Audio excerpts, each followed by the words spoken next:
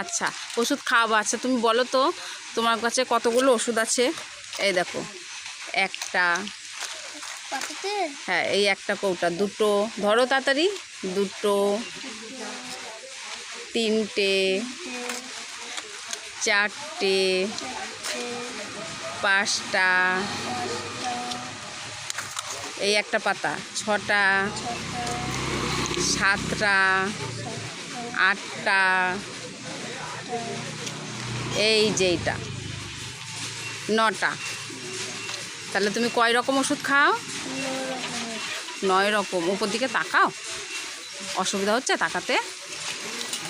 যা পড়ে গেল। এগুলো তুমি কিসের জন্য খাও বলো একটু? মাছ মাংস খাওয়া বারণ দেখে। না না, চোখের জন্য বলো।